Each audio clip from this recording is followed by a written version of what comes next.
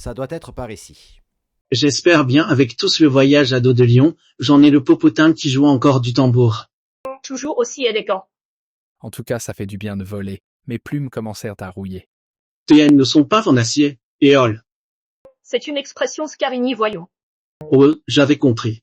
Mais bien sûr, et moi je suis une chouette dorée de la colline du Cacachouette. C'est bon? Vous avez fini? Oh, regardez, c'est le marché en question. C'est ici. Cette tente précisément. Comment tu peux en être certain? Le caducée. C'est le symbole de Hermès.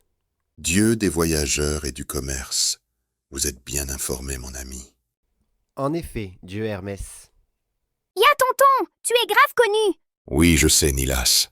Qui te dit que je suis... Ça se voit comme une limace dans une marmite de choux de Bruxelles. Disons que, niveau vestimentaire, vous ne faites pas très mortel. Je te l'ai déjà dit que ton look était périmé. Veuillez excuser mon neveu. Nilas ne sait jamais quand il doit parler ou se taire. Mais j'avoue que ce n'est pas faux. Que me vaut l'honneur de votre visite? Ma sœur Crystallia a disparu.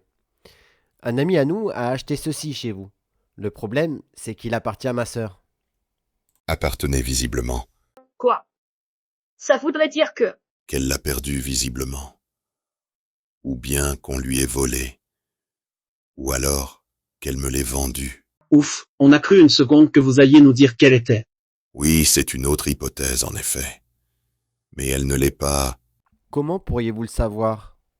Tonton Hermès regarde tous les jours le journal. Encore un truc de vieux si vous voulez mon avis. On se passera de ton avis, Nilas. J'ai effectivement lu le registre des entrées du Styx ce matin.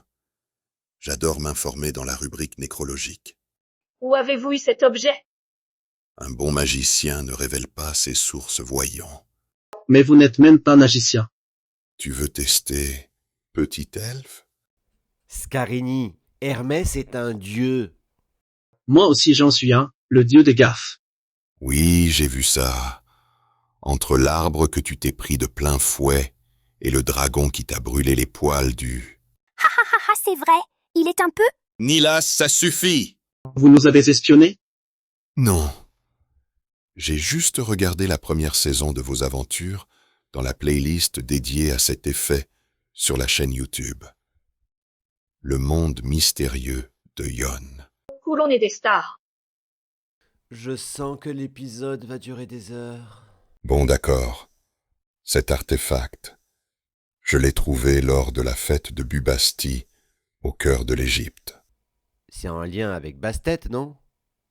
La déesse de la danse, de la musique et de la maison. Une déesse de la maison? Elle fait le ménage aussi? Je sens qu'on va s'attirer les foudres des dieux avec vos billevesées. Voici le cistre. Ça vous aidera à trouver Bastet. Je vous ai déjà dit non. S'il te plaît, Tatakago. Appelle-moi encore une fois Tatakago et je te transforme en tapenade. Ne touche pas à mon frère sinon. Sinon quoi? Tu vas me pousser par le balcon comme vous avez voulu le faire avec Ginetta?